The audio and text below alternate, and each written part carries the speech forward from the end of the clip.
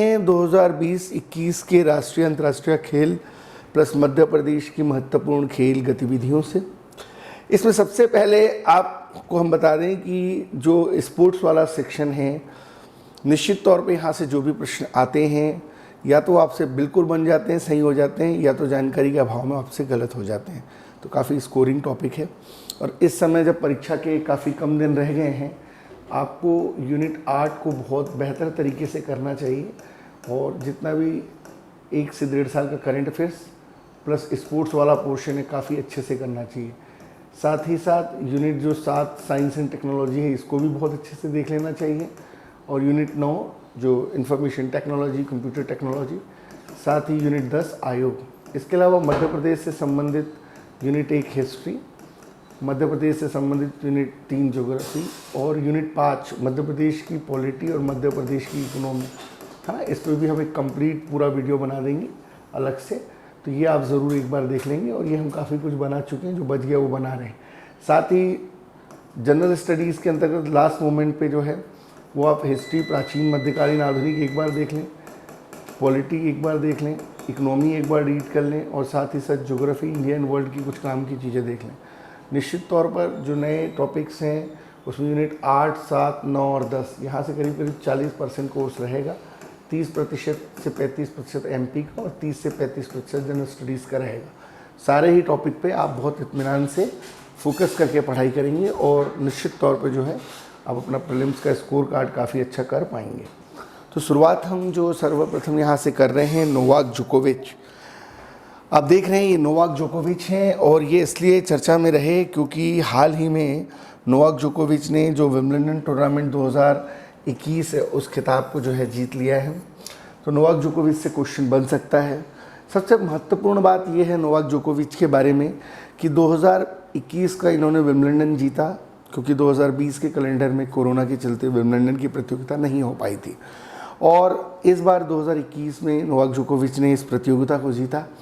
अब तक का नोवाक जोकोविच का ये 6वें नंबर का खिताब है। 6 बार ये विंबलडन अब तक जीत चुके हैं, और ये 20वां इनका जो है ग्रैंड स्लैम टाइटल है अभी तक का, है ना। 20वां ग्रैंड स्लैम टाइटल है ये। और इसके पहले ये जो 20 बार ग्रैंड स्लैम टाइटल जीतने का रिकॉर्ड है वो राफेल नडाल और रोजर फेडरर का है, और इन्होंने राफेल नडाल और रोजर फेडरर के जो रिकॉर्ड है उसकी बराबरी कर ली है, इसलिए काफ़ी महत्वपूर्ण है। तो मुझे लगता है निसंदेह नोवाक जोकोविच से प्रश्न बन सकता है और पढ़ना चाहिए। हाँ, एक चीज़ ये भी बन सकती है कि इन्होंने एक्चुअल में हराया किसको या उपविजेता विंबलडन के कौन रहे। तो मार्टिनो बैरोटिनी जो इटली के हैं, है ना, नाम याद रखेंगे आप, मार्टिनो बैरोटिनी, है ना। कई बार उपविजेता भी पूछ लेता है। तो मार्टिनो बैरोटिनी जो है वो इटली के हैं और इनको उन्होंने हराया। अब नोवाक जोकोविच जो हैं बेसिकली ये सर्बिया से आते हैं, और 2020 में कोरोना के चलते विंबलडन नहीं हो पाया था, 2021 में ये हुआ। आपकी जानकारी के लिए बता दूं कि जो विंबलडन प्रतियोगिता है वह बेसिकली जो है विंबलडन ये 9 जुलाई 1877 से चल रही है। इसे टेनिस का मक्का कहा जाता है और सबसे बड़ी चैम्पियनशिप है। आमतौर पर यह ब्रिटेन में आयोजित की जाती है और एक बहुत महत्वपूर्ण टेनिस चैम्पियनशिप है विश्व की, और नोवाक जोकोविच ने इस बार का अवार्ड ही जीता है। महत्वपूर्ण बात मैंने आपको बताई कि जो ग्रैंड स्लैम टाइटल है उसमें रोजर फेडरर और राफेल नडाल की इन्होंने बराबरी कर ली है, इसलिए बहुत ज़्यादा इम्पोर्टेंट है टॉपिक यहाँ पे, है ना। ठीक है, अब जो हम दूसरा यहाँ पे पॉइंट देखने जा रहे हैं, सामने देख रहे हैं आप नाओमी ओसाका को, है ना। बिल्कुल इत्मीनान से पढ़ेंगे ना, चीज़ें समझ में आ जाएंगी, कहीं टेंशन का बात नहीं है, क्योंकि परीक्षा में जो क्वेश्चन है ना वो यहीं से आते हैं। तो नाओमी ओसाका इसलिए चर्चा में है, सबसे महत्वपूर्ण बात ये कि नाओमी ओसाका ने इस बार का जो है फ्रेंच ओपन जो है उससे हटने का निर्णय लिया, और कारण ये था कि फ्रेंच ओपन वालों ने इनको प्रेस कॉन्फ्रेंस करने के लिए कहा था, और इन्होंने बोला कि भाई मेरा जो मेंटल हेल्थ लेवल है वो अभी ठीक नहीं चल रहा है और मैं जो है वो प्रेस कॉन्फ्रेंस नहीं ले पाऊँगी। तो बाद में ये फ्रेंच ओपन से हट गई थी, तो इसलिए जो है ये चर्चा में रही नाओमी ओसाका। तो नाओमी ओसाका से भी क्वेश्चन बन सकता है। और इस बार का जो विंबलडन महिला है वो नाओमी ओसाका ने जीता है, तो आप ज़रूर इसको याद रखें नाओमी ओसाका को, और नाओमी ओसाका निश्चित तौर पर पूछा जा सकता है।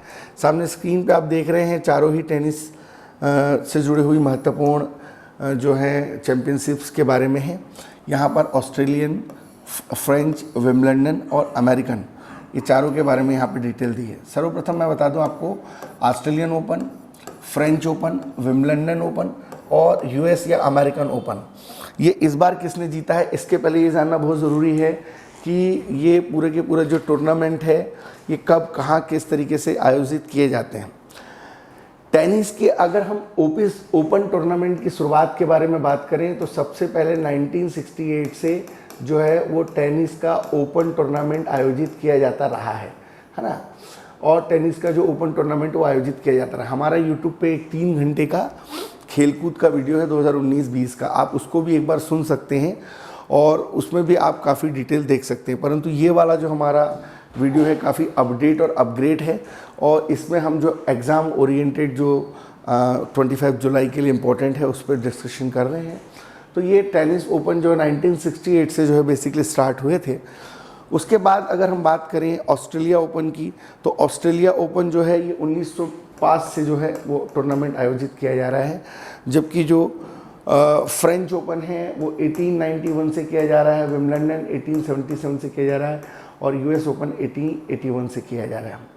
एक बेसिक बात मैं आपको बताना चाहूँगा यहाँ पर कि ये जो टूर्नामेंट्स आयोजित किए जाते हैं इसमें जो सबसे पहले ऑस्ट्रेलिया ओपन है, ये बेसिकली जो है पहले 1905 से लेकर के जो है ये 1987 तक, है ना। पहले ये टूर्नामेंट जो है वो घास के मैदान में होता था, लेकिन 1988 से कंटिन्यू जो है ये हार्ड कोर्ट पे खेला जाता है। ठीक है, हार्ड कोर्ट के मैदान पे इसको खेला जाता है। तो अगर आपसे पूछेगा कि ऑस्ट्रेलिया ओपन काय में खेला जाता है, तो ये हार्ड कोर्ट पे खेला जाता है। और ऑस्ट्रेलिया ओपन आमतौर पर जो है वो मेलबोर्न में होता है। 1978 से लगातार जो है ये ऑस्ट्रेलिया ओपन जो है वो मेलबोर्न में हो रहा है। पहले मैं थोड़ा बेसिक जानकारी बता दे रहा हूँ, उसके बाद 20 में कौन कौन जीता और 21 में कौन कौन जीता। निस्संदेह यहाँ से एक प्रश्न बनना ही है। ये हमारे पूरा जो भी स्पोर्ट्स वाला वीडियो होगा जिसमें हम इंटरनेशनल, नेशनल और स्टेट लेवल में मध्य प्रदेश से जुड़ी हुई एक्टिविटी करेंगे, तो यकीन मानिए यहाँ से 5 से 6 क्वेश्चन 101% आएंगे। ऐसा भी देखा गया है कि वर्ष 2017 में MPPSC ने 100 में से 17 क्वेश्चन सिर्फ स्पोर्ट्स से पूछ लिए थे। अतः स्पोर्ट्स टॉपिक को आप नज़रअंदाज बिल्कुल भी ना करें और पूरी गंभीरता के साथ इसे पढ़ कर जाएँ। ठीक है, हम कोशिश कर रहे हैं आखिरी के 5-6 दिनों में हम बहुत काम की चीज़ें ला दे रहे हैं जिससे आपका स्कोर कार्ड काफ़ी अच्छा हो जाए। बाद में फिर हम जब अपने प्रोफेशनल लेवल पर पेड बैचेस चालू करेंगे तो बहुत ही वो सिस्टमेटिक और प्लान करके पूरे PDF नोट्स और सारी चीज़ों के साथ होंगे। अभी तो हम जितनी हेल्प कर पा रहे हैं अपने स्तर पे वो कर रहे हैं। सभी शिक्षक जो हैं उनसे आप बढ़िया मार्गदर्शन लें। कोई भी शिक्षक जो है उसकी तुलना या कंपैरिजन बिल्कुल नहीं करें, है ना। हर शिक्षक अपने आप में बेमिसाल होता है, हर किताब अपने आप में बेमिसाल होती है और आपको हर जगह से बेहतर जो इनपुट्स हैं वो लेना चाहिए और आउटपुट देकर अपने रिजल्ट को आउटकम में कन्वर्ट करना चाहिए। ठीक है, एक बार हम फिर से आते हैं। तो ऑस्ट्रेलिया ओपन जो है 1905 से जो है स्टार्ट हुआ। मैंने जैसा कि आपको बताया कि 1905 से 1987 तक पहले यह घास के मैदान में होता था। 1988 के बाद ये हार्ड कोर्ट में खेला जाने लगा। आमतौर पर ऑस्ट्रेलिया ओपन जो है वो मेलबोर्न में आयोजित किया जाता है। 2020 का नोवाक जोकोविच जीते और सोफिया केनन, है ना, याद रखेंगे, नोवाक जोकोविच और सोफिया केनन। और 2021 में नोवाक जोकोविच जीते और नाओमी ओसाका जीती, है ना। आपको 21 वाला याद रखना, ये ज़्यादा इंपॉर्टेंट है। और आमतौर पर ये जो ऑस्ट्रेलिया ओपन है ये जनवरी में आयोजित किया जाता है। तो ऑस्ट्रेलिया ओपन जनवरी में आयोजित किया जाता है, मेलबोर्न में होता है ना। पिछले 2 साल से लगातार नोवाक जोकोविच जीत रहे हैं। महिलाओं में पिछले साल सोफिया कैनन जीती थी, इस बार नाओमी ओसाका जीती हैं। तो अगर ऑस्ट्रेलिया ओपन से क्वेश्चन आता है तो आपसे बनेगा ही बनेगा। अब हम जो बात कर रहे हैं वो बात कर रहे हैं फ्रेंच ओपन। तो फ्रेंच ओपन 1891 से स्टार्ट किया गया। फ्रेंच ओपन बेसिकली पेरिस में होता है। पहले ये जो है ये मिट्टी या क्ले में होता था, मतलब 1891 से लेकर के 1891 से लेकर 1907 तक जो है ये स्टैंड में होता था, है ना, और मिट्टी में होता था। बाद में फिर 1907 से अब कंटिन्यू 2021 तक ये क्ले में हो रहा है। मतलब कुल मिला के मिट्टी में जो है ये फ्रेंच ओपन खेला जाता है। और हर साल ये पेरिस में आयोजित किया जाता है। राफेल नडाल पिछली बार पुरुष में जीते थे और ईगा स्वियातेक जीती थी। इस बार नोवाक जोकोविच जीते हैं और बारबोरा जीती है ना। नोवाक जोकोविच, अभी मैं ऐसा बता दूंगा आपको कि याद ही हो जाएगा, नोवाक जोकोविच और बारबोरा जीती हैं, याद रखेंगे। बारबोरा क्रेजी कोकाइन का नाम है। पिछली बार राफेल नडाल जीते थे, इस बार जो है वो नोवाक जोकोविच और जो है बारबोरा कैजोलिक जीती हैं। अब बात करेंगे हम विंबलडन। विंबलडन बेसिकली होता है घास के मैदान में 1877 से, और ये जो है पिछली बार कोरोना के चलते जो है 2020 में नहीं हो पाया था। इस बार नोवाक जोकोविच और एस्ले बार्टी जीती हैं, याद रखेंगे आप विंबलडन को, है ना। नोवाक जोकोविच और एस्ले बार्टी, है ना। जब अभी नाओमी ओसाका हम बता रहे थे तो वहाँ पर हमने बताया था कि वो ऑस्ट्रेलिया ओपन जीती। नोवाक जोकोविच और नाओमी ओसाका जो ऑस्ट्रेलियन जीती थी, और नोवाक जोकोविच और एस्ले बार्टी जो है वो इस बार जो है विंबलडन जीते। अमेरिकन ओपन जो है ये भी जो है हार्ड कोर्ट के मैदान में ये होता है। जैसे ये जनवरी में होता है, ये अप्रैल मई जून के बीच में होता है। विंबलडन जून जुलाई में होता है। और ये जो आपका यूएस ओपन है, ये बेसिकली जो यूएस ओपन है ये न्यूयॉर्क में होता है। और यूएस ओपन जो है अगस्त सितंबर में, अभी आपको अगले 1-2 महीने में अगस्त सितंबर में देखने को मिलेगा। जैसे अभी आपके जो है रिसेंटली जो है आपके 28 जून से 11 जुलाई को जो है वो विंबलडन हुआ और उसमें नोवाक जोकोविच जीते, है ना। तो उसी तरीके से क्वेश्चन कहीं भी यहाँ पे आ सकते हैं। आपको तो सिर्फ इतना याद रखना है इस बार के लिए, आप तो इतना याद रख लो कि पिछली बार का जो फ्रेंच है वो राफेल नडाल जीते थे, और पिछली बार का जो यूएसए वाला है वो डोमिनिक थॉम जीते थे, है ना, पिछली बार का। और इस बार देखिए आप नोवाक जोकोविच, नोवाक जोकोविच, नोवाक जोकोविच, तो 2021 में याद रखेंगे नोवाक जोकोविच ये जीते। अब आपको Australia open, French open, Wimbledon और अमेरिकन ओपन देखना है कि महिलाओं में किसने जीतना है। तो आप याद रखें नोवाक और नाओमी ने बराबरी कर ली, नोवाक और नाओमी ने बराबरी कर ली, और अब एब, है ना, एब से आप एस्ले बार्टी याद रखें तो आपको याद रहेगा। जो ऑस्ट्रेलिया ओपन है वो जीता नोवाक जोकोविच और नाओमी ओसाका, है ना। फ्रेंच ओपन जीते आपके नोवाक जोकोविच और बारबोरा, है ना, बारबोरा। और इसके बाद विंबलडन जो है वो नोवाक जोकोविच और एस्ले बार्टी। तो आप याद रखेंगे नोवाक जोकोविच, नोवाक नाओकी ने बराबरी कर ली, अब उससे आप याद रख लेंगे और आपको याद हो जाएगा, ठीक है। तो 21 का ज़्यादा महत्वपूर्ण है, एक बार देख के जाएंगे। और ये जो नेक्स्ट वाला है वो ये अभी अगस्त सितंबर में होगा। जैसे अभी विंबलडन हुआ ना आपका 23 जून से लेकर 11 जुलाई के बीच में, तो वो ये भी पूछा जा सकता है। तो निश्चित तौर पर ये चारों आयोजन आप याद रखेंगे। तो सबसे पुराना है विंबलडन, उसके बाद है आपके यूएस ओपन, उसके बाद है आपका फ्रेंच ओपन, और उसके बाद है आपका ऑस्ट्रेलिया ओपन, है ना। वैसे आप फार्मूला याद रखेंगे, Australia open, French open, Wimbledon और अमेरिकन। और ऑस्ट्रेलिया ओपन और अमेरिकन ओपन जो है हार्ड कोर्ट में होते हैं, फ्रेंच ओपन जो है वो मिट्टी में होता है, स्टैंड या क्ले में, और विंबलडन जो होता है वो घास के मैदान होता है। ये होता है आपका ऑस्ट्रेलिया ओपन मेलबॉर्न में, फ्रेंच ओपन जो होता है वो पेरिस में होता है, विंबलडन जो है आपके लंदन में होता है, और यूएस ओपन जो है न्यूयॉर्क सिटी में आयोजित किया जाता है। तो मुझे लगता है निस्संदेह यहाँ से प्रश्न बनना चाहिए, और आप अच्छे से पढ़ के जाएंगे तो निस्संदेह जो है यहाँ से क्वेश्चन आपको बनेगा ही बनेगा, याद रखेंगे और बढ़िया आप इसको याद करके जाएंगे। अभी जो नोवाक जोकोविच ने हराया था वो मार्टिनो बैरोटीनी को हराया था, इटली वाले उपविजेता, याद रखेंगे। और जो एस्ले बार्टी हैं उन्होंने जो हराया था वो कैरोलिना को हराया था, कैरोलिना लिस्कोवा, है ना, कैरोलिना लिस्कोवा, याद रखेंगे आप, कई बार पूछ लेता है वो, ठीक। तो अभी हम ये अगला देख रहे हैं, ये भवानी देवी हैं, ओलंपिक में इन्होंने क्वालिफाइंग की है, पहली तीरंदाजी से संबंधित महिला हैं, और ये काफ़ी सुर्खियों में रही। तो पूछ सकता है भवानी देवी का संबंध किस खेल से है। तो जो भवानी देवी हैं इनका जो संबंध है वो है आपके तीरंदाजी से, तलवारबाजी से, और ओलंपिक के लिए क्वालिफाइंग करने वाली ये जो है पहली महिला बनी है। अभी तक जो है तलवारबाजी में भारत की तरफ से किसी ने प्रतिनिधित्व नहीं किया, तो पहली महिला है भवानी देवी, आप याद रखेंगे, परीक्षा में पूछा जा सकता है, ठीक है। अब जो है हम अगले पड़ाव पे चलते हैं। एक चीज़ यहाँ पर, पिछली बार जैसे ओपनिंग सेरेमनी और क्लोजिंग सेरेमनी में कौन जो है ध्वजारोहण करेगा, इस तरीके का क्वेश्चन पिछली बार पूछ लिया था, तो बिल्कुल नज़रअंदाज ना करें। पिछली बार भी 8 क्वेश्चन एमपीपीएससी में स्पोर्ट्स टॉपिक से थे, तो इससे कम या इससे ज़्यादा लगभग मान के चलो 5 से 6 क्वेश्चन तो इस बार भी रहेंगे, और वो बिल्कुल सही करना है आपको, गलत करके नहीं आना है, कंफ्यूज नहीं होना है। हमारा वीडियो बिल्कुल ध्यान से इत्मीनान से सुन भी लेंगे ना आप, तो परीक्षा में टिक लगा लेंगे, ये गारंटी है आपकी ना। चलिए अभी देखते हैं हम, ये मैरी कॉम है, MC मैरी कॉम बॉक्सिंग से संबंधित हैं, और ये हैं आपके मनप्रीत सिंह, 2 पुरुष हॉकी के कप्तान हैं। और जो टोक्यो ओलंपिक होने वाला था अभी हाल ही में 2021 में, जो 1 साल आगे चला गया है कोरोना के चलते, तो ये टोक्यो ओलंपिक के जो है ओपनिंग सेरेमनी के ध्वजवाहक रहेंगे दोनों, है ना, इससे आप याद रखेंगे। चलिए अब इसके बाद समापन में कौन करने वाला है? समापन में करेंगे बजरंग पुनिया, है ना, समापन में करने वाले हैं बजरंग पुनिया, आप उनको भी देख लें।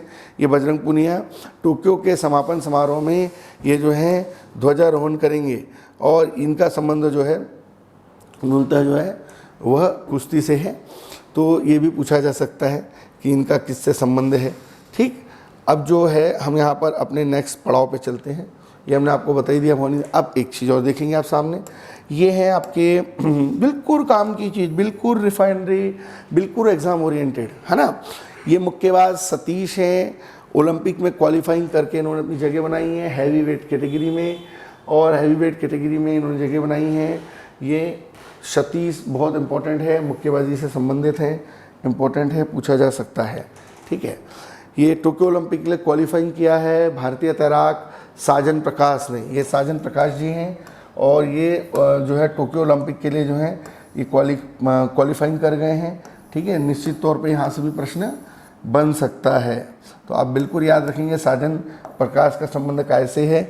तो साजन प्रकाश का जो संबंध है वह है टोक्यो ओलंपिक में जो भी क्वालिफाइंग करने वाले ये पहले भारतीय तैराक बन गए हैं। इसी तरीके से ये माना पटेल हैं, ये भी पहली भारतीय महिला बन गई हैं जो कि जो है तैराकी के अंदर अपना नाम कमा रही हैं। और माना पटेल जो हैं वो भी टोक्यो में दिखेंगी आपको, और टोक्यो का टिकट इन्होंने भी कटा लिया है। तो हो सकता है पूछ लें माना पटेल संबंधित है तैराकी से, है ना। निश्चित तौर पे हमारे इस पूरे वीडियो में या पूरे लेक्चर में हमने बिल्कुल स्पोर्ट्स की वही चीज़ें रखी हैं जो बिल्कुल रिफाइनरी और बिल्कुल क्वालिटी ओरिएंटेड गुणवत्ता से परिपूर्ण हैं। अतः बिल्कुल आप इन चीज़ों को याद कर कर जाएँ, एक बार रिमाइंडर कर लें, आपका एग्ज़ाम बिल्कुल निकले। यह चिंकी यादव मध्य प्रदेश से हैं, है ना, ये भी क्वालिफाइंग कर गई हैं। हालांकि लास्ट मोमेंट पे इनका जो नाम है वो डिस्क्वालीफाइड हो गया तकनीकी कारणों से, उस पर डिस्कशन करेंगे। चिंकी यादव, है ना, याद रखेंगे इनको भी। तो चिंकी यादव ये मध्य प्रदेश से संबंधित हैं, याद रखेंगे, इतना आपको याद रखना है। अब सज्जन प्रकाश मैंने आपको बता ही दिया तैराकी से, है ना। माना पटेल आपको बता ही दिया मैंने। ये जो चिंकी यादव हैं बेसिकली 25 मीटर इवेंट में इन्होंने क्वालिफाइंग किया था। एक कोटा हासिल करना पड़ता है, वो कोटा जो है काउंटिंग में जो है ये कुछ पीछे रह गई। तो जो अंजुम मुदगिल हैं उनको जो है यहाँ पे जो है कोटा में जगह मिल गई।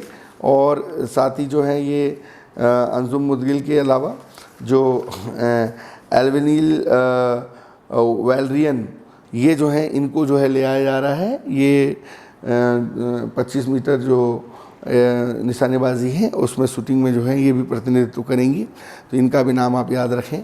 ये भी टोक्यो जाने वाली। ये स्क्रीन पे आप देख रहे हैं, ये हैं अभिमन्यु मिश्रा। 12 साल की एज में ये दुनिया के पहले इंटरनेशनल ग्रैंड मास्टर बन गए हैं।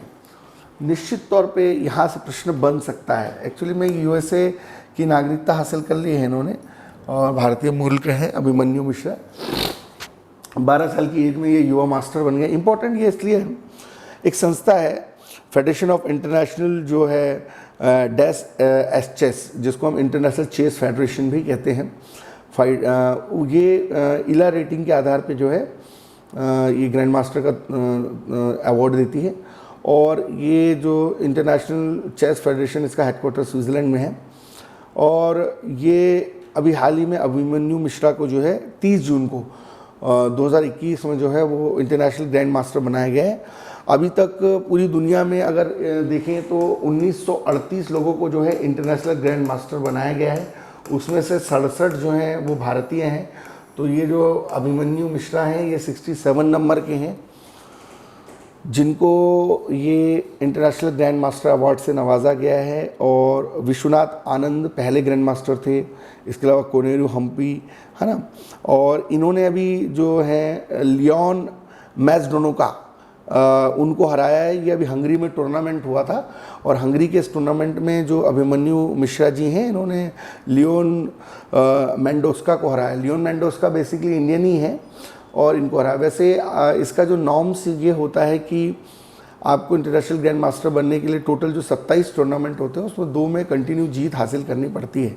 इसके पहले जो सरजी कैरजैक्सिन थे, उनके नाम में ये अवार्ड था, वो 12 साल 7 महीने के थे और जो ये हैं आपके अभिमन्यु, ये 12 साल 4 महीने कुछ दिन के हैं। तो अभिमन्यु मिश्रा का संबंध किस खेल से है, इस तरीके का प्रश्न अगर आता है तो आपको वहाँ शतरंज टिक लगाना है।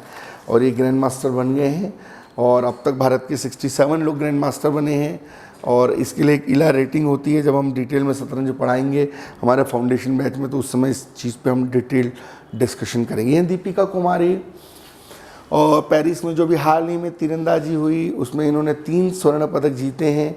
तो दीपिका कुमारी के द्वारा एक बड़ा अच्छा परफॉर्मेंस यहाँ पे किया गया है तीरंदाजी के क्षेत्र में, तो निस्संदेह यहाँ से जो है प्रश्न बन सकता है। ठीक है, ओलंपिक दिवस 23 जून को मनाया जाता है, इंटरनेशनल ओलंपिक डे। हम अभी ओलंपिक पे कुछ बेसिक चर्चा करेंगे तो बताएंगे। इसमें 5 रिंग्स हैं, ब्लू कलर जो यूरोप का है, ब्लैक अफ्रीका का है, रेड यूएसए का है, ग्रीन ऑस्ट्रेलिया का है, एशिया का पीला है। और अंतर्राष्ट्रीय ओलंपिक दिवस 23 जून को मनाया जाता है। थॉमस बॉक अभी वर्तमान में इसके प्रमुख हैं, है ना। टोक्यो में अभी आयोजन किया जाना था परंतु कोरोना के चलते जो है आयोजन आगे बढ़ गया है। इस बार जो नए 5 गेम खेले जाने हैं उसमें पहला स्केटबोर्ड है। स्केटबोर्ड को 2020-21 के लिए इसमें शामिल किया जा रहा है। जो रोड पे स्केटिंग होती है उसको स्केटबोर्ड बोला जा रहा है। स्केटबोर्ड को शामिल किया गया है ओलंपिक के लिए। इसके बाद अगला जो है वो सर्फिंग है। जब स्केटिंग पानी में होती है तो उसको जो है सर्फिंग कहा जाता है। तो ये सर्फिंग दूसरा गेम है जो आगामी ओलंपिक में शामिल होना है। इसके बाद अगला है कराटे। तो कराटे भी जो है ओलंपिक 2020-21 जो होना है टोक्यो में उसमें आयोजित किया जाना तीसरा गेम है ना। इसके बाद कराटे के बाद जो है स्पोर्ट्स क्लाइंबिंग है ना। स्पोर्ट्स क्लाइंबिंग ये भी एक डिफरेंट गेम है। साथ ही बेसबॉल या सॉफ्टबॉल भी फिर से शामिल किया जा रहा है। फिर से शामिल इसलिए किया जा रहा है कि 2008 में इसको हटा दिया गया था और क्योंकि ये जापान या टोक्यो का राष्ट्रीय खेल है अतः इसे पुनः शामिल किया जाता है। ये 5 गेम्स हैं जो अब जो ओलंपिक होने जा रहा है उसमें शामिल किए जाएंगे। ये लारेल हर्बर्ट और ये पहली महिला ट्रांसजेंडर हैं जो अब आपको ओलंपियन गेम्स में देखने को मिलेंगी। ठीक है, अब हम जो चर्चा करते हैं वो है भारत इस साल 119 एथलेटिक खिलाड़ियों के साथ ओलंपिक में जा रहा है। 67 पुरुष 52 महिला। हालांकि टोटल डॉक्टर्स और फिजिशियन और अदर स्टाफ मिला के 228 लोग जाएंगे परंतु लगभग 19 एथलेटिक्स जाने वाले हैं। अब देखते कितने अवार्ड हम जीत के लाएंगे। हाल ही में भारत और न्यूजीलैंड के बीच में जो आईसीसी विश्व टेस्ट चैंपियनशिप खेली गई उसमें न्यूजीलैंड विजेता रहा और ये फाइनल मैच यूनाइटेड किंगडम के साउथहैम्पटन के रोज बाउल स्टेडियम में खेला गया था। आपको इतना याद रखना है कि जो आईसीसी विश्व टेस्ट चैंपियनशिप है उसका फाइनल मुकाबला भारत और न्यूजीलैंड के बीच में हुआ जिसमें न्यूजीलैंड विजयी रहा, भारत उपविजेता रहा। ये है मार्क सेल्बी जो बहुत फेमस हैं और मार्क सेल्बी को जो है इस बार कंटिन्यूसली जो है अवार्ड दिया गया है स्नूकर का और स्नूकर में ये 4थी बार विश्व चैम्पियनशिप जीते हैं, है ना। मार्क सेल्बी इनका नाम याद रखेंगे। विश्व स्नूकर चैम्पियनशिप इन्होंने हाल ही में जीती है। अगला है आईपीएल का जो 14 संस्करण निलंबित किया गया था अब वो यूएई में आयोजित किया जाना है और इम्पोर्टेंट है ना। आईपीएल का टूर्नामेंट ये 14वां संस्करण कहाँ होगा अगर पूछता तो आप यूएई ठीक लगाएंगे। विनेश फोगाट फिल्म दंगल मूवी इन्हीं के पारिवारिक बैकग्राउंड पे बनी है, इनकी सिस्टर के बैकग्राउंड पे। और यूक्रेन में अभी जो कुश्ती स्पर्धा हुई उसमें इन्होंने जो है स्वर्ण पदक जीता है, काफ़ी इम्पोर्टेंट है ये। ठीक है, विनेश फोगाट। इसके बाद जो है हमारा नेक्स्ट डिस्कशन है खेलो इंडिया यूथ गेम्स। ये 2021 में होना है और इसमें 4 स्वदेशी खेलों को अनुमति दी गई है। वो 4 गेम कौन से हैं ये हमारे लिए इम्पोर्टेंट है। पहला है गटका। ये पंजाबियों का जो है एक प्रकार का सिखों का मार्शल आर्ट है गटका, इसे शामिल किया जा रहा है। दूसरा है ये केरला का है आपका दूसरा, है ना, कैलारी पट्टियो और ये केरल का मार्शल आर्ट है। यूपीएससी ने भी इस पर क्वेश्चन पूछा था है ना।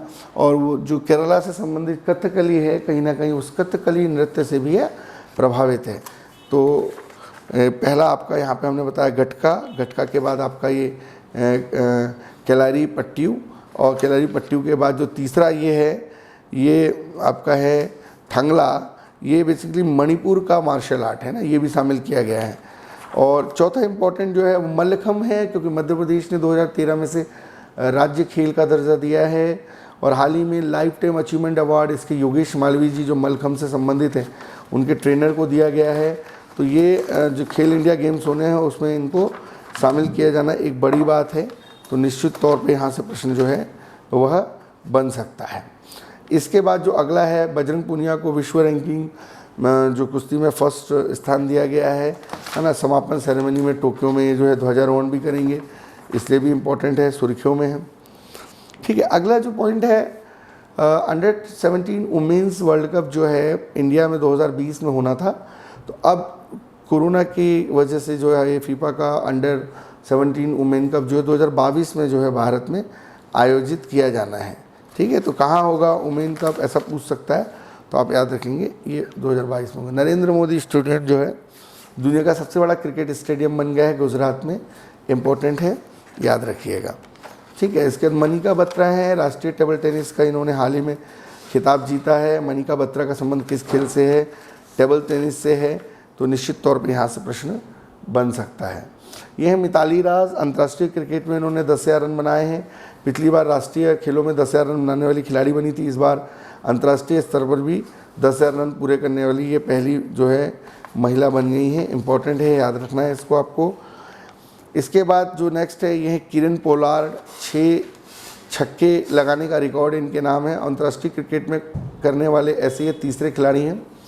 T20 में युवराज सिंह थे, इसके पहले हर्षल गिब्स वनडे में थे, और इन्होंने भी ये किरण पोलार्ड ने तीसरा स्थान प्राप्त किया है 1 ओवर में 6 छक्के लगाने का। इम्पॉर्टेंट तौर पर ये जानना भी ज़रूरी है कि घरेलू श्रृंखलाओं में 2 और भी हैं जिन्होंने इस रिकॉर्ड को बनाया है। एक सरफील्ड सोवर्स हैं और दूसरे रवि शास्त्री हैं। तो सरफील्ड सोवर्स और रवि शास्त्री हैं जिन्होंने घरेलू श्रृंखलाओं में भी जो है इस प्रकार के अवार्ड बनाए हैं, 1 ओवर में 6 छक्के। अब हम कुछ कंटिन्यू जो है मध्य प्रदेश से संबंधित जो खेल की एक्टिविटीज़ हैं उन पर चर्चा करेंगे। विक्रम अवार्ड जो काफ़ी इम्पोर्टेंट अवार्ड है, और ये जो अवार्ड है ये मध्य प्रदेश से संबंधित अवार्ड है, और इस के अंतर्गत जिन महत्वपूर्ण खिलाड़ियों को इस अवार्ड्स के लिए चुना गया है उस पर अपनी चर्चा को हम आगे बढ़ाते हैं। तो विक्रम अवार्ड में जो सबसे इम्पोर्टेंट है, आपकी जानकारी के लिए ये बता दें कि सबसे पहले जो मध्य प्रदेश के महत्वपूर्ण खेल पुरस्कार हैं उसमें विक्रम अवार्ड बहुत महत्वपूर्ण है। हर साल ये 10 महत्वपूर्ण खिलाड़ियों को दिया जाता है। 1990 से विक्रम अवार्ड की शुरुआत हुई। सीनियर वर्ग में यह पुरस्कार दिया जाता है। 1 लाख रुपए की राशि इस पुरस्कार के अंतर्गत दी जाती है और अधिकतम 10 खिलाड़ियों को यह अवार्ड दिया जाता है। सामने देख रहे हैं आप चंद्रकांत हरडे, ये भोपाल से हैं और थ्रो बॉल के लिए जो है उनको यह अवार्ड दिया गया है ना। चंद्रकांत हरडे, और ये जो है थ्रो बॉल के लिए जो है इनको ये अवार्ड दिया गया है। इसके बाद विक्रम अवार्ड दिया गया है राजेश्वरी कुशराम को। कुछ किताबों में आप देखेंगे आपको इनका इंदौर मिलेगा, लेकिन एक्चुअल में ये जो है वो डिंडोरी से रिलेटेड है, और कैनोइंग के लिए जो है इनको ये अवार्ड दिया गया है और इम्पोर्टेंट है काफ़ी। ठीक है, राजेश्वरी कुशराम का संबंध कैसे, आप देखेंगे पीएससी में हर साल एक प्रश्न जरूर इससे संबंधित आता है कि भाई मुस्कान किरार का संबंध कैसे है। ऐसे कुछ पूछ लेगा कि भाई जो चंद्रकांत हरडे हैं उनका संबंध कैसे है थ्रो बॉल, राजेश्वरी कुशराम का संबंध कैसे कैनोइंग है ना, तैराकी से। अब है विक्रम अवार्ड के लिए फराज खान को चुना गया है घुड़सवारी के लिए। फराज खान मूलतः जो है आपके भोपाल से हैं और भोपाल में जो है घुड़सवारी एकेडमी भी है। इसके बाद चिंकी यादव हैं, ये भी भोपाल से ही हैं। शूटिंग के लिए इनको विक्रम अवार्ड के लिए चुना गया है। भोपाल में 3 अकेडमियाँ हैं, तैराकी अकेडमी है 7 से चल रही है, घुड़सवारी अकेडमी है 2007, शूटिंग अकेडमी है 2007। पूजा पारखे इंदौर से हैं, सॉफ्टबॉल के लिए इनको अवार्ड दिया गया है ना। पूजा पारखे याद रखेंगे आप। अद्वैत पागी, ये भी तैराक हैं, इंदौर से हैं, इनको भी अवार्ड दिया गया है ना। नाम याद रखना सिर्फ आपको। इसके अलावा जय मीणा जो हैं इनको अवार्ड के लिए चुना गया है। जय मीणा को, ये सॉफ्ट टेनिस से हैं। इसके बाद हैं जानकी बाई जबलपुर से हैं, काफ़ी इंपॉर्टेंट है ना। इनको जूडो से चुना गया। इंपॉर्टेंट बात यह है कि जो जानकी बाई हैं विकलांग भी हैं, हैंडीकैप हैं और इन्होंने ये अवार्ड जीता है। तो निस्संदेह पूछा जा सकता है कि जानकी बाई का संबंध कैसे। ये मुस्कान किरार MPPSC पूछ चुकी है। इनको जो है तीरंदाजी के लिए, आर्चरी के लिए अवार्ड दिया गया है। पूछा गया था मुस्कान किरार का संबंध कैसे है पिछली बार, है ना। करिश्मा यादव जी ग्वालियर से हैं, हॉकी के लिए इनको अवार्ड दिया गया है। इसके बाद life time achievement award Inamur Rahman साहब को दिया गया है। हम मध्य प्रदेश में जो लाइफ टाइम अचीवमेंट अवार्ड है वो मूलतः जो है वो माधवराव सिंधिया जी के नाम पे जो दिया जाता है वो वाला अवार्ड है, और ये इनाम उर रहमान साहब को मिला है लाइफ टाइम अचीवमेंट अवार्ड। और इसके बाद हम चर्चा करेंगे विश्वामित्र अवार्ड की। ये गिरधारी लाल यादव को मिला है भोपाल सेलिंग के लिए, है ना। आपकी इंपॉर्टेंट है गिरधारी लाल यादव, है ना। विश्वामित्र अवार्ड मिला है। अभिलाष MT को मिला है ना। ये भी काफ़ी इंपॉर्टेंट है, अभिलाष MT। तो विश्वामित्र अवार्ड इनको दिया गया है। एक्चुअल में जो विश्वामित्र अवार्ड है मूलतः ये अवार्ड जो है 1994 से दिया जा रहा है। कोच को ये मिलता है, 1 लाख रुपए की राशि दी जाती है। ये पहला मिला है गिरधारी लाल यादव जी को सेलिंग के लिए, फिर अभिलाष MT को मिला है तैराकी के लिए, है ना। गिरधारी लाल यादव जो हैं वो भोपाल से हैं, नौकायन से संबंधित हैं।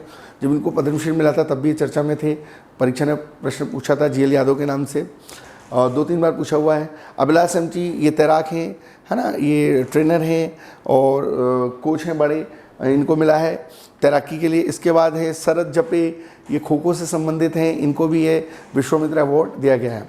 द्रोणाचार्य अवार्ड भी इम्पोर्टेंट है इस बार के लिए, है ना। जो द्रोणाचार्य अवार्ड है ये भी इम्पोर्टेंट है। एकलव्य में क्या है, जूनियर खिलाड़ी होते हैं, बहुत सारे लोगों को मिलता है, वो उतना महत्वपूर्ण नहीं है, हालांकि पूछा जा सकता है, उसको भी पढ़ के ज़रूर जाएँ। तो द्रोणाचार्य अवार्ड जो है ये भी 1990 से दिया जा रहा है, और मध्य प्रदेश के 2 महत्वपूर्ण लोगों को मिला है। जसपाल राणा जी को मिला है, MP शूटिंग एकेडमी के प्रमुख हैं, और इसके बाद योगेश मालवीय जी को मिला है, मलखम्ब से संबंधित हैं और इम्पोर्टेंट है। हाल ही में जो गुजरात में खेली गई west zone shotgun shooting championship है, उसमें मध्य प्रदेश की शूटिंग एकेडमी के अनिरुद्ध गुंजल, उनको स्वर्ण पदक मिला है, और दिव्यांश सिंह इनको कांस्य पदक मिला है। इम्पोर्टेंट है ये।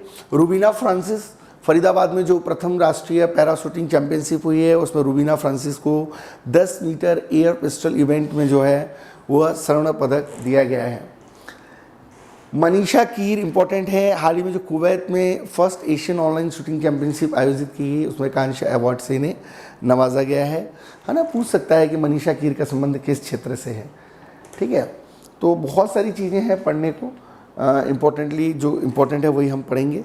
ऐश्वर्य प्रताप सिंह खरगोन से हैं। ऐश्वर्य प्रताप सिंह तोमर मध्य प्रदेश के खिलाड़ी हैं, ओलंपिक में भाग लेने जा रहे हैं। दूसरी प्राची यादव हैं, ग्वालियर की, कैनोइंग में पार्टिसिपेट कर रही हैं।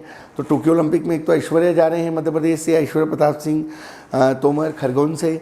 दूसरा आपकी प्राची यादव जी जा रही हैं कैनोइंग से। इसके बाद जो है विवेक सागर प्रसाद जा रहे हैं होशंगाबाद से, है ना, मध्य प्रदेश की तरफ से नेतृत्व करेंगे भारत का। नीलकांत शर्मा जा रहे हैं, है ना, बेसिकली ये मणिपुर से हैं लेकिन ये भोपाल ट्रेनिंग एकेडमी में ट्रेनिंग कर रहे हैं, तो मध्य प्रदेश से ही इनको भेजा जा रहा है। इसके अलावा सुशीला चानू जा रही हैं, इसके मोनिका मलिक जा रही हैं, वंदना कटारिया जा रही हैं, है ना, और ये बहुत सारे खिलाड़ी जो हैं ये जा रहे हैं इम्पोर्टेंटली, ठीक है। तो ये आपको सारा याद रखना है जो एग्ज़ाम के दृष्टिकोण से इम्पोर्टेंट है। ये सोनिया ठाकुर हैं, इन्होंने हाल ही में जूनियर तीरंदाजी में नेशनल में जो है रजत पदक हासिल किया। पूछ सकता है कि सोनिया ठाकुर का संबंध कैसे है।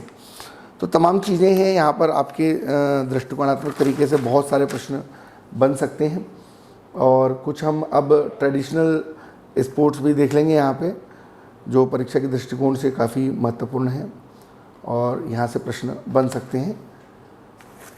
तो कुछ ऐसे आयोजन या कुछ ऐसे टूर्नामेंट्स भी हैं जिनको हमको यहाँ देखना चाहिए। तो इसमें हमने अभी तक जो करंट अफेयर से जुड़ी हुई चीज़ें देखी हैं, इसके बाद कुछ हम स्पोर्ट्स के अंतर्गत कुछ ट्रेडिशनल चीज़ें, कुछ खेल संस्थाएं, कुछ खेल पुरस्कार, कुछ खेल व्यक्तित्व, इस पर भी एक बेसिक नज़र यहाँ पे दौड़ा लेंगे।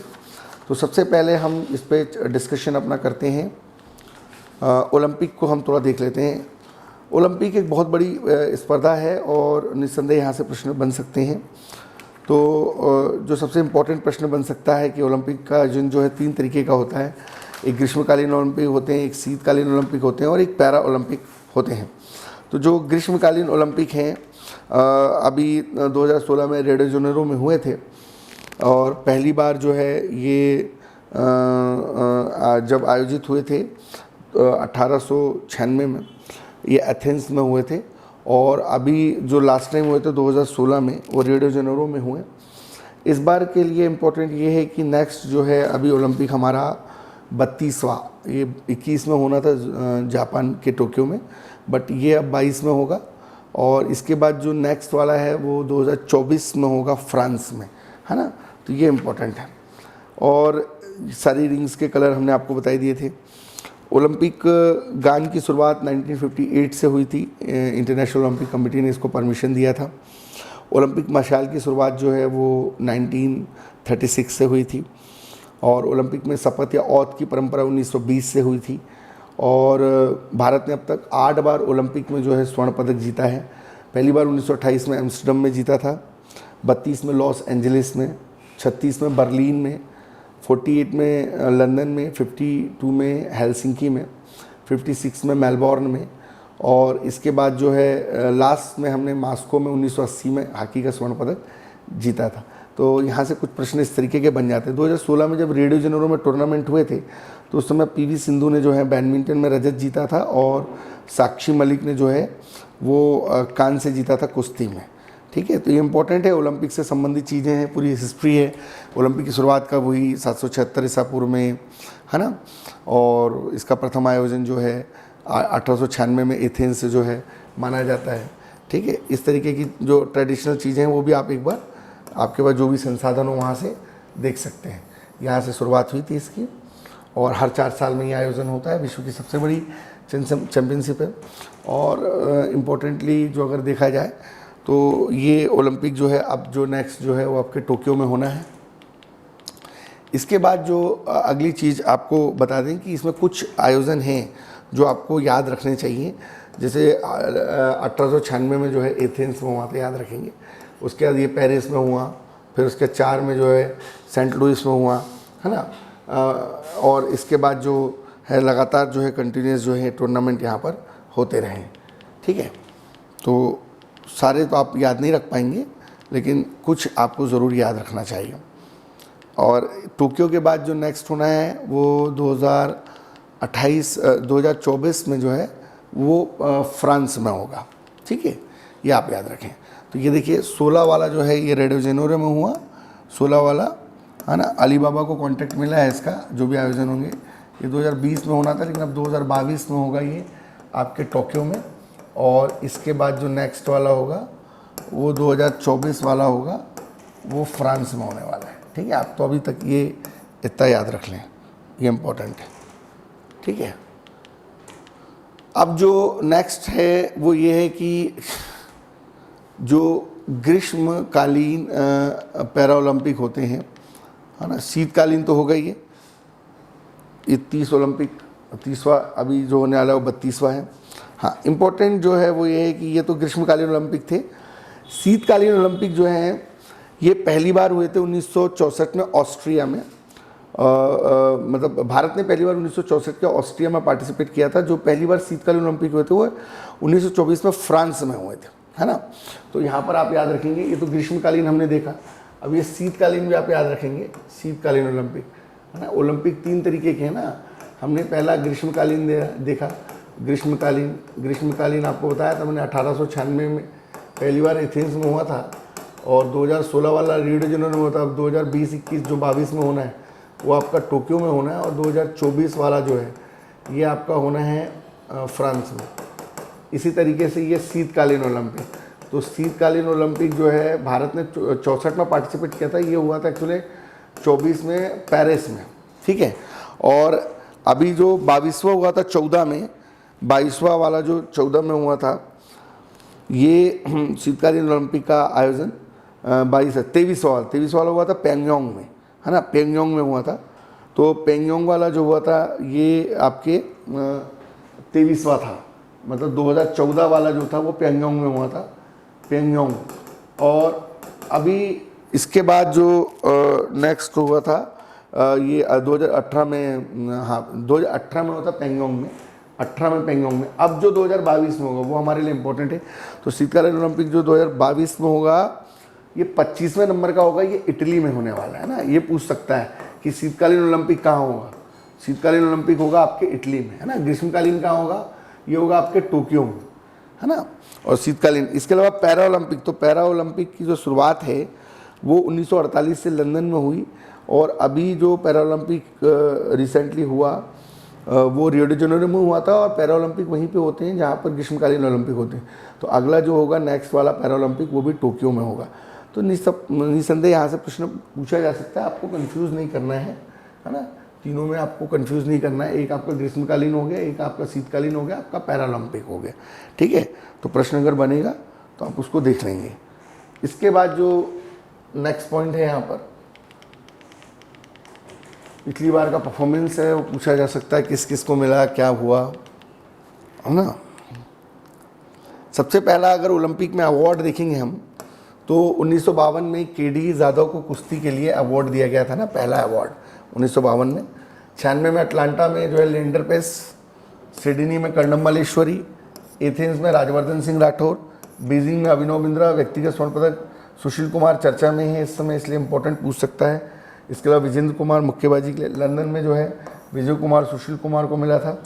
गगन नारंग, योगेश्वर दत्त, मैरी कॉम, साइना नेहवाल, ये पूछा जा चुका है पीएससी के एग्जाम में, है ना। इसके बाद जो लास्ट टाइम जो मिला था अवार्ड,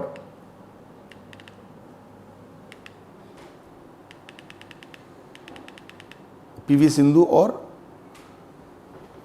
मैंने आपको बताया था अभी, पीवी सिंधु को ये अवार्ड दिया गया था बैडमिंटन के लिए रजत, और 2016 में साक्षी मलिक को कुश्ती के लिए मिला था कांस्य, ठीक है। तो इसको थोड़ा सा एक बार देख लेंगे, ओलंपिक को एक बार पढ़ लेंगे, जो बेसिक कॉन्सेप्ट है ओलंपिक के।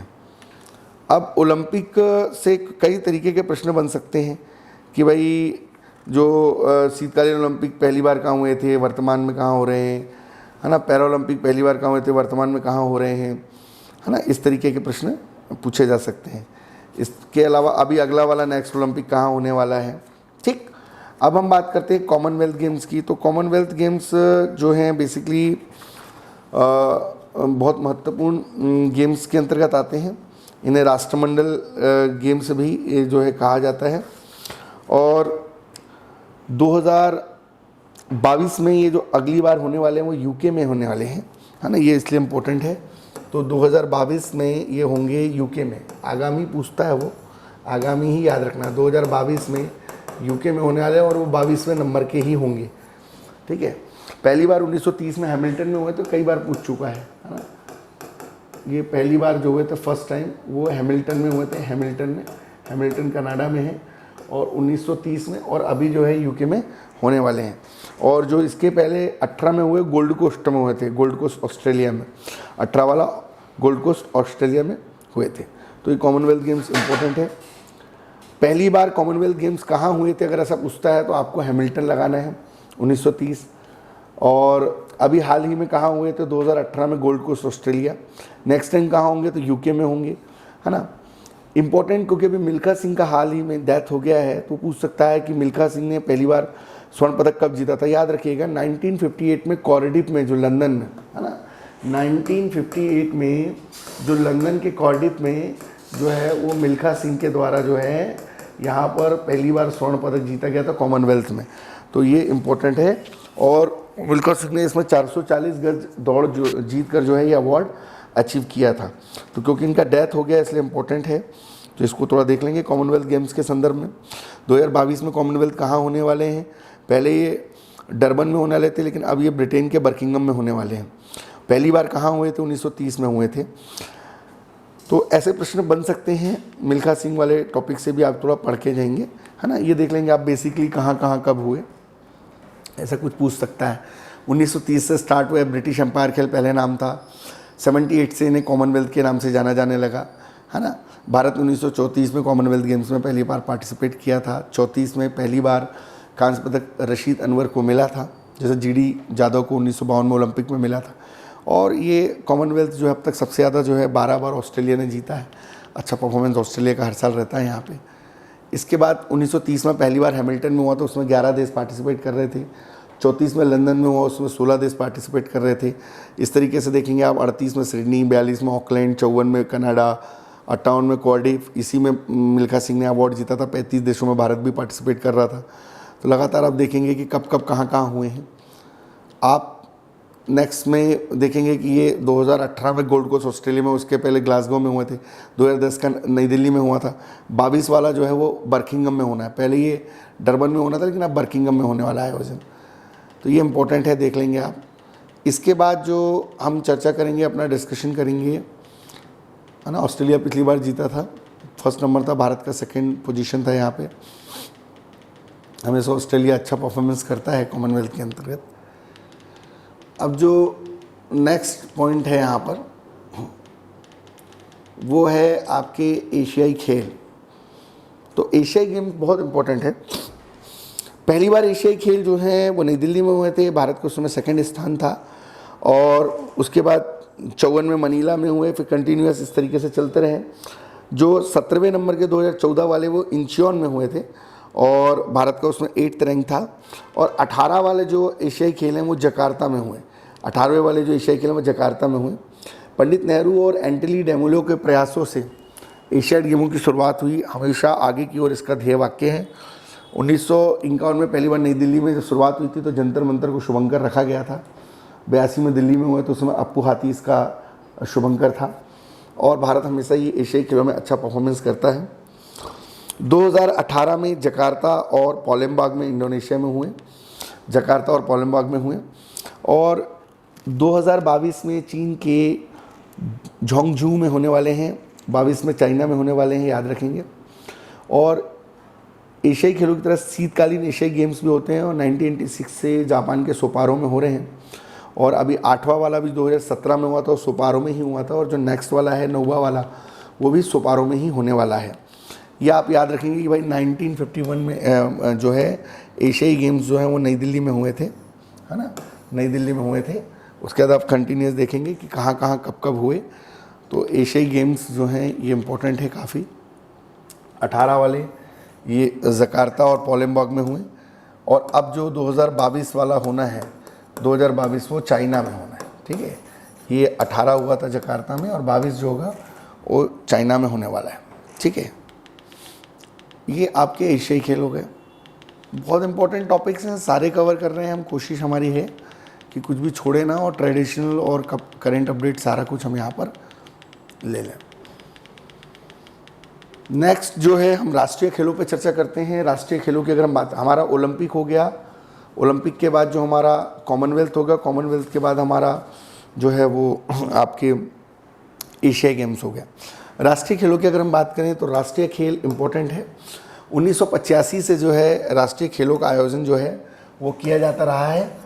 और अगर हम बात करें तो भारत में राष्ट्रीय खेलों की शुरुआत 1985 से ऑफिशियली हुई, दिल्ली में हुआ। 26 प्रतियोगिताएं इसके अंतर्गत होती हैं। और 2020 में जो 36वां होना था, 2020 में जो 36वां होना था वो हुआ गोवा में, है ना, थोड़ा लेट हो गया था वो। और जो इसके बाद 2021 में होना था, ये आपके छत्तीसगढ़ में होना था। ठीक है, तो ये भी आगे बढ़ गया थोड़ा। और जो 38वां होगा 2022 में, वो होगा आपके झारखंड में। ठीक है, राष्ट्रीय खेल झारखंड में। और जो 39वां होगा 2023 में, ये होगा आपके मेघालय में। ठीक है, तो आप ये याद रखेंगे कि भैया लगातार कहाँ कहाँ हुए हैं, है ना। 36वां 2020 गोवा, 37वां छत्तीसगढ़ राष्ट्रीय खेल, 38वां झारखंड में होगा 2022 में, और 39वां जो है वो होगा आपका मेघालय में। ठीक है, राष्ट्रीय खेल एक अलग ही गरिमा लिए होते हैं। तो प्रथम राष्ट्रीय खेल कब हुए थे? 1985 में, याद रखेंगे। पहली बार नई दिल्ली में आयोजन हुआ था। 26 प्रतिस्पर्धाएँ इसमें होती हैं, ये आप याद रखेंगे, इम्पोर्टेंट है। पहली बार अगर ऑफिशियली देखें हम तो ज़रूर नई दिल्ली में हुए थे 1985 में, लेकिन पहली बार इनका आयोजन जो है लाहौर में हुआ था। आप देखेंगे लगातार, है ना, कब कब हुए हैं, कब कब कहाँ कहाँ इनका आयोजन हुआ है। तो आप देख सकते हैं पहली बार वैसे लाहौर, ऑफिशियली दिल्ली, 32वां हैदराबाद, 33वां गुवाहाटी, 34वां झारखंड, तिरुवनंतपुरम, 35वां 36वां गोवा, है ना, ये 2020 में हुआ। अगला जो है 37वां जो है छत्तीसगढ़ होगा। मध्य प्रदेश में 53 में और 62 में जो है ये हो चुके हैं ऑलरेडी, याद रखना। मध्य प्रदेश में 53 में और 62 में जो है वह राष्ट्रीय खेलों का जो है प्रतिनिधित्व मध्य प्रदेश कर चुका है। इम्पोर्टेंट है। पिछली बार की पदक तालिका आप देखेंगे मध्य प्रदेश का स्थान कहाँ पर है। ठीक है।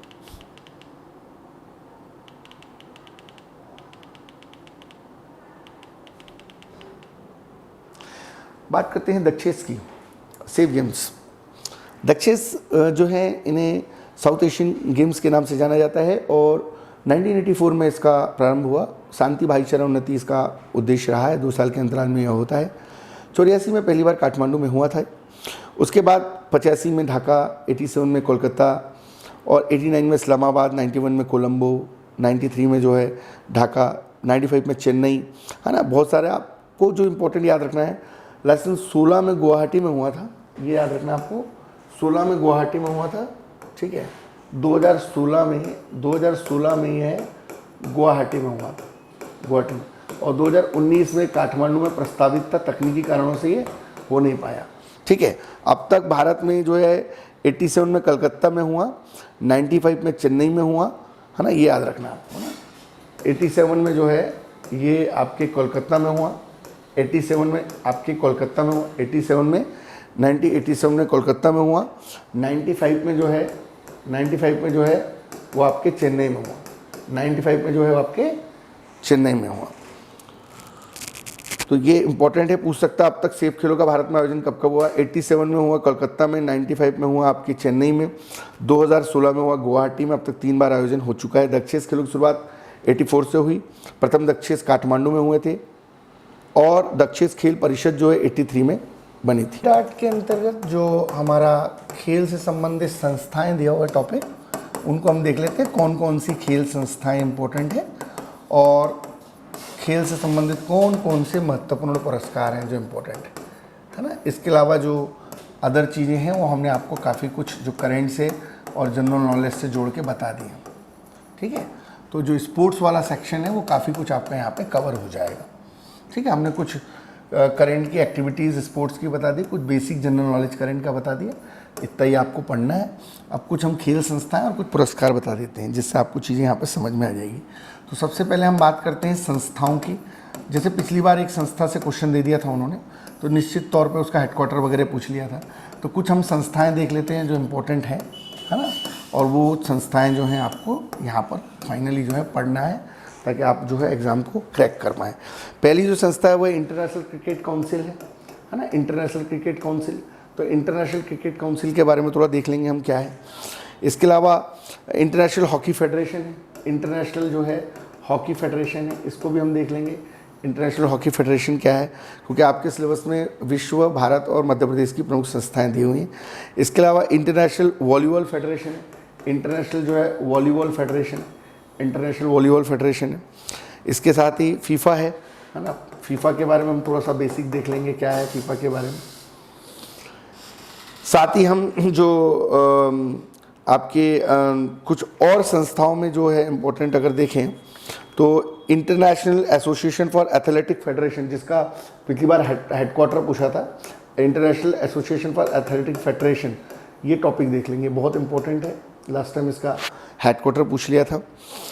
साथ ही साथ हम कुछ विश्व स्तर पर कुछ संस्थाएं हैं, उसमें महत्वपूर्ण संस्था जो है वो देखेंगे।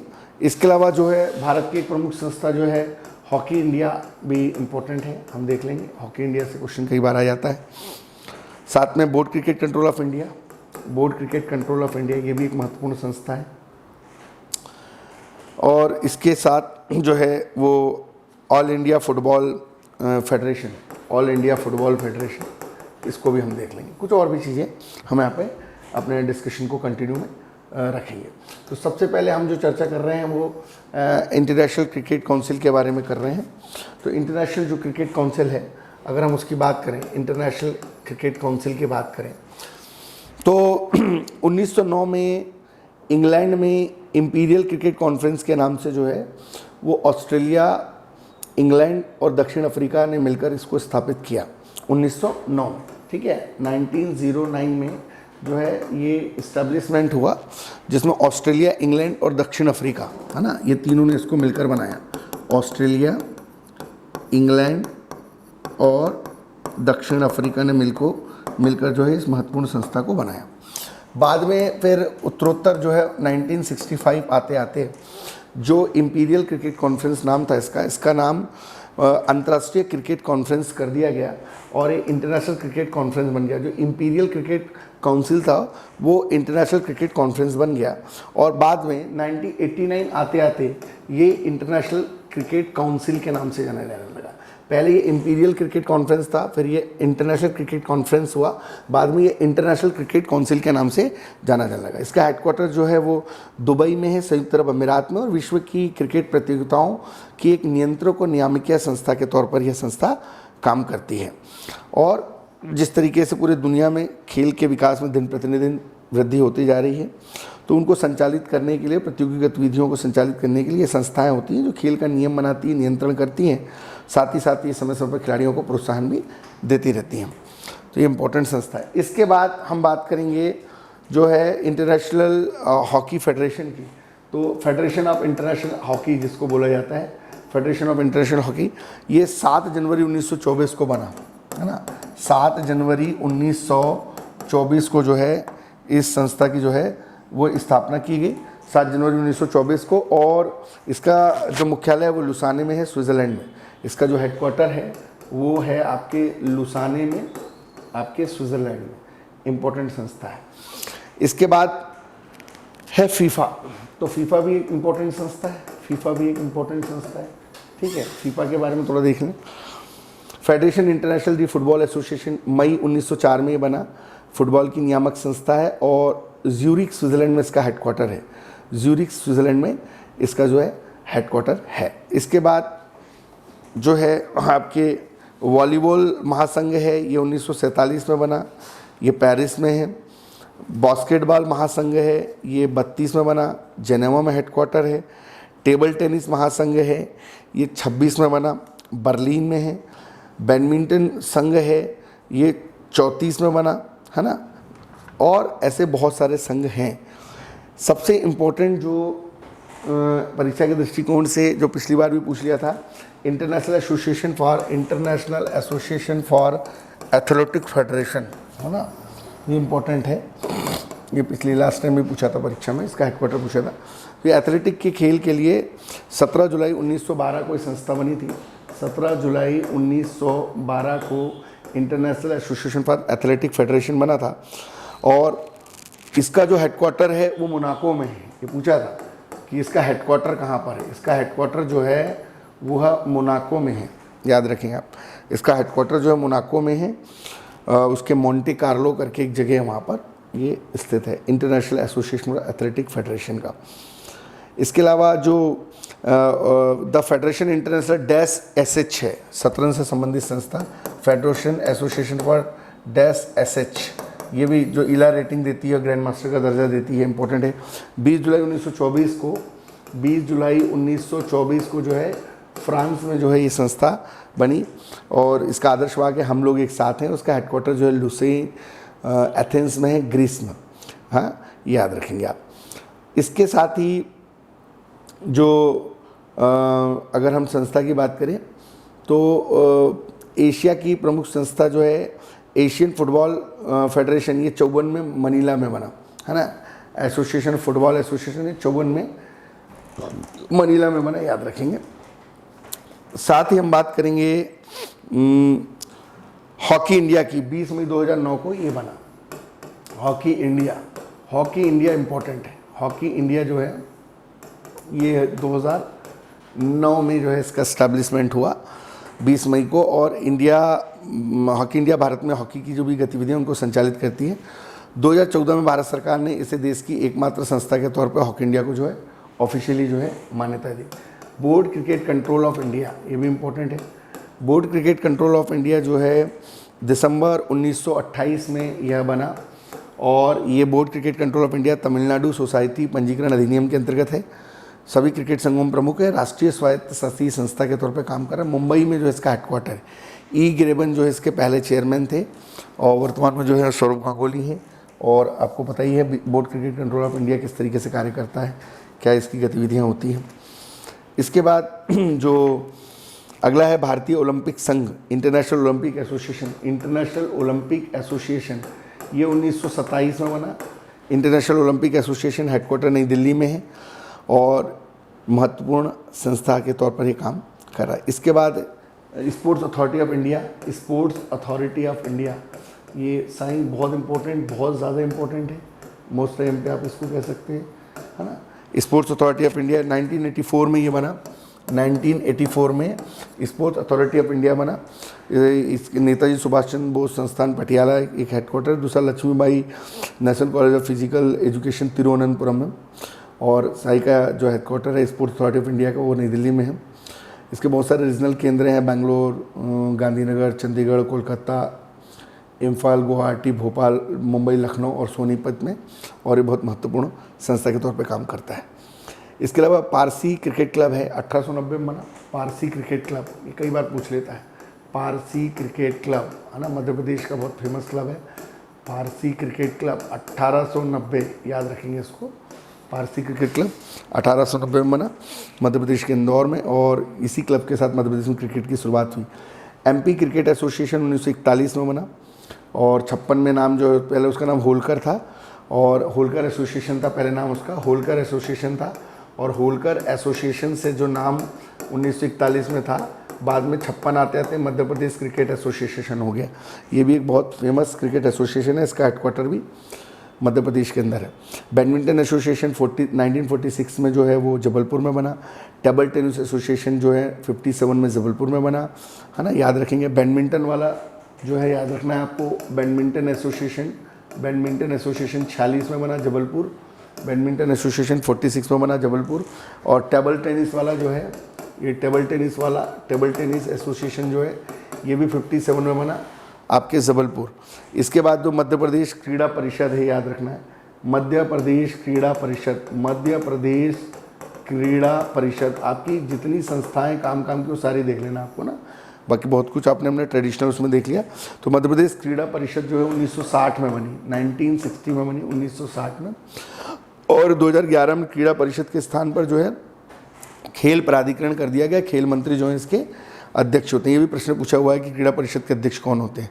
और जो खेल संचालय है ना, ये 1975 में बना। खेल संचालय जो है ये 1975 में बना। कई बार ये नहीं पूछ लेता है, खेल संचालय, क्रीड़ा परिषद 60 में, खेल संचालय जो है वो 75 में बना। मुख्यालय इसका भोपाल में है, और 1 अक्टूबर 1975 को जो खेलकूद युवा कल्याण विभाग बनाया गया उसके अंतर्गत काम करता है। और महिला हॉकी अकेडमी 2006 में बनी। तो कुछ क्लब है मध्य प्रदेश के, वो आप बिल्कुल याद रखेंगे, जैसे पारसी क्रिकेट क्लब है, इंदौर में बना 1890 में। मध्य प्रदेश होलकर एसोसिएशन कब बना, ये 1941 में बना। मध्य प्रदेश क्रिकेट एसोसिएशन कब नाम होगा, 56 में हुआ। बैडमिंटन एसोसिएशन कब बना, 46 में बना। टेबल टेनिस एसोसिएशन कब बना, 1957 में बना। खेलकूद युवक कल्याण विभाग भोपाल में कब बना, 75 में बना। खेल संचालय कब बना, कब से काम कर रहा है, 75-76 से काम कर रहा है। क्रीड़ा परिषद कब बनी, 60 में बनी। हॉकी एकेडमी कब बनी, मध्य प्रदेश के ग्वालियर में 2006 में बनी। तो ये सारी चीज़ें आपको संस्थाओं के तौर पर निस्संदेह याद रखनी चाहिए। इसके बाद हम जो कुछ बातें यहाँ पर करेंगे वो कुछ काम के खेल पुरस्कार हैं, उनसे हम यहाँ पर चर्चा प्रारंभ करेंगे। जो काम के पुरस्कार जो निस्संदेह परीक्षा में पूछे जा सकते हैं, है ना, उनको हम यहाँ पे थोड़ा सा देखते हैं। सबसे इम्पोर्टेंट है राजीव गांधी खेल पुरस्कार। इसकी भी राशि बढ़ गई इसलिए चर्चा में। राजीव गांधी खेल पुरस्कार बहुत इंपॉर्टेंट पुरस्कार है। पिछली बार एक प्रश्न दिया था, 4-5 पुरस्कार दे दिए थे और वो बोला था उनको क्रम से जमाओ, है ना। सबका अगर ईयर पता तो वो प्रश्न अपने आप वहाँ बन जाता आप। तो राजीव गांधी खेल पुरस्कार की शुरुआत 1991 से हुई। पहली बार विश्वनाथ आनंद जी को ये मिला था। जब सचिन तेंदुलकर को मिला था तो पूछा था कब मिला था उनको, 97-98 में, है ना, याद रखना आपको, 97-98 में मिला था। और ऐसे समय समय पर कई खिलाड़ी जिनको मिला, 2007 में महेंद्र सिंह धोनी को मिला था। तो ये जो राजीव गांधी खेल रत्न पुरस्कार इसलिए भी इम्पोर्टेंट है इस बार के लिए, क्योंकि राजीव गांधी खेल रत्न पुरस्कार की जो पुरस्कार राशि है उसको जो है इस बार बढ़ाकर 25 लाख रुपए कर दिया। पहले 7.5 लाख रुपए मिलते थे, अब राजीव गांधी खेल रत्न पुरस्कार में 25 लाख रुपए दिए जाएंगे। तो 2020 में ये जो राजीव गांधी खेल रत्न पुरस्कार है, 2020 में, क्योंकि भारत का सबसे बड़ा खेल रत्न पुरस्कार है, तो 2020 में ये पुरस्कार जो है ये 5 लोगों को बेसिकली दिया गया है। तो इसमें जो सबसे इम्पोर्टेंट है, क्रिकेट से रोहित शर्मा को दिया गया है ना। राजीव गांधी खेल रत्न पुरस्कार जो है क्रिकेट से रोहित शर्मा को यहाँ पर दिया गया है। इसके बाद मरियप्पन थंगावेलू को मिला, एथलेटिक है मरियप्पन थंगावेलू, है ना, मरियप्पन थंगावेलू को मिला है ना। इसके साथ ही मनिका बत्रा को मिला टेबल टेनिस के लिए, मनिका बत्रा संयुक्त तौर पर दिया गया, मनिका बत्रा को दिया गया। मनिका बत्रा पुरस्कार राशि बढ़ाने के पीछे भी मंशा हुई थी, 5 लोगों को एक साथ दे दिया। इसके बाद जो है विनेश फोगाट है ना, विनेश फोगाट को मिला है, विनेश फोगाट जी को मिला है। और 5वें नंबर पे जो है आपकी रानी रामपाल हॉकी से संबंधित जो है उनको ये अवार्ड दिया गया है। मुझे लगता है क्वेश्चन यहाँ से बन सकता है, रानी रामपाल। निश्चित तौर पर आप ये मान के चलिएगा कि यहाँ से प्रश्न बनना ही है ना। राजीव गांधी खेल रत्न पुरस्कार बहुत ज़्यादा इम्पोर्टेंट है इस बार के लिए, इसको आप बिल्कुल पढ़ के जाइए, नज़रअंदाज बिल्कुल भी मत करिए। पुरस्कार की राशि भी बढ़ी है। अर्जुन अवार्ड जो है 1961 से चालू हुआ, अर्जुन पुरस्कार 1961 से चालू हुआ। पुरस्कार राशि हाल ही में इसकी भी बढ़ गई है। हालांकि अवार्ड 27 लोगों को दिया जाता है, इतने लोगों के नाम याद रखना पॉसिबल नहीं है ना। पुरस्कार राशि 15 लाख रुपए कर दी गई है, ये ज़रूर इम्पोर्टेंट है ना। इसके खेल नियमों में भी बदलाव किया गया है, इसलिए इम्पोर्टेंट है। और 2009 में जब GL यादव को अर्जुन अवार्ड मिला था तो MP गवर्नमेंट ने इसको पूछा था। 2003 में मैरी कॉम को मिला था, तब भी ये पूछा था। पुरस्कार उनकी राशि को 15 लाख कर दिया गया। और पिछले 3 वर्षों में अंतर्राष्ट्रीय स्तर पर किसी खिलाड़ी का प्रदर्शन, नेतृत्व, खेल भावना और अनुशासन गुणों को ध्यान में रखकर यह पुरस्कार दिया जाता है। भारत सरकार इस अवार्ड को देती है। इसके बाद जो है एक महत्वपूर्ण पुरस्कार है द्रोणाचार्य पुरस्कार। ये ट्रेनर्स को दिया जाता है 1985 से, है ना। 1985 से ये पुरस्कार दिया जा रहा है, द्रोणाचार्य पुरस्कार। इसकी भी राशि क्योंकि बढ़ गई है, ये ट्रेनर या कोच को दिया जाता है। इस बार मैंने बताया था आपको किसको दिया गया अवार्ड, तो द्रोणाचार्य अवार्ड, इसमें भी राशि 15 लाख रुपए कर दी गई है और ये ट्रेनर्स को दिया जाता है। ध्यानचंद पुरस्कार 2002 से दिया जा रहा है ना, क्योंकि पिछली बार जोड़ी बनाने में दिया था, कौन सा पुरस्कार कब चालू हुआ, तो उसमें ध्यानचंद भी था। तो ये ध्यानचंद, अगर ईयर याद रहेगा तो आप सब कर लोगे। आप ध्यानचंद पुरस्कार 2002 से, एक क्वेश्चन था इस तरीके का, मुझे अच्छे से याद है। उसमें राजीव गांधी खेल रत्न दिया था, तो राजीव गांधी का अगर आपको 91 याद था, अर्जुन का आपको 61 याद था, है ना, द्रोणाचार्य का आपको 85 याद था, ध्यानचंद का 2002 याद था, तो वो क्वेश्चन आपका अटैम्प्ट हो जाता। नहीं याद था तो आपको अटैम्प्ट नहीं होता, है ना। तो ये छोटी छोटी चीज़ें आपको याद रखनी है। मध्य प्रदेश सरकार के भी कुछ अवार्ड है, जैसे विक्रम अवार्ड 1990 से चालू है ना, याद रखेंगे। विक्रम अवार्ड जो है 1990 से चालू, विक्रम अवार्ड 1990 से चालू है, याद रखना आपको। विक्रम अवार्ड जो है ये बेसिकली जूनियर खिलाड़ियों को दिया जाता है। और इसके अलावा एकलव्य अवार्ड, विक्रम अवार्ड जो है बेसिकली मध्य प्रदेश के ऐसे मूल खिलाड़ियों को दिया जाता है जो 5 साल में बेहतर परफॉर्मेंस करे। सीनियर खेल प्रबंधक या प्रशिक्षक के तौर पर कोई इसको वो नहीं कर सकता, ये एक्चुअली सीनियर खिलाड़ी को दिया जाता है। और जो एकलव्य पुरस्कार है, एकलव्य पुरस्कार, ये एकलव्य जो है ये 94 से चालू, ये जूनियर को दिया जाता है एकलव्य। विक्रम अवार्ड 10 लोगों को दिया जाता है, मैंने बताया था आपको, और एकलव्य पुरस्कार ये जूनियर को दिया जाता है, 94 से चालू हुआ। इसके अलावा मैंने विश्वामित्र पुरस्कार की भी बात की थी। विश्वामित्र पुरस्कार मध्य प्रदेश सरकार का पुरस्कार है। विश्वामित्र पुरस्कार ये 94 से दिया जा रहा है। ये भी मैंने बताया था मध्य प्रदेश में किन किन को मिला, ये कोच को मिलता है। तो ये कुछ अवार्ड है, आप याद रखिएगा, कन्फ्यूज़ नहीं होना आपको। विक्रम अवार्ड 90 से 10 लोगों को दिया जाता है, एकलव्य 94 और आपके विश्वामित्र 94। हमने अपने करेंट का जो स्पोर्ट्स वाला सेशन है उसमें बताया भी किस किस को अवार्ड इस बार दिया गया है, ठीक है। तो लगभग मान के चलिए जितने भी इम्पोर्टेंट अवार्ड्स और संस्थाएं हैं ये हमने यहाँ पे कवर किया है, और इससे बाहर कुछ जाना नहीं है। तो ये सारा कुछ आप पढ़ लें और बस पढ़ते रहिए मन लगा के, और निस्संदेह चीज़ें यहाँ से आपको परीक्षा में दिख जाएंगी, मिल जाएंगी। Thank you so much.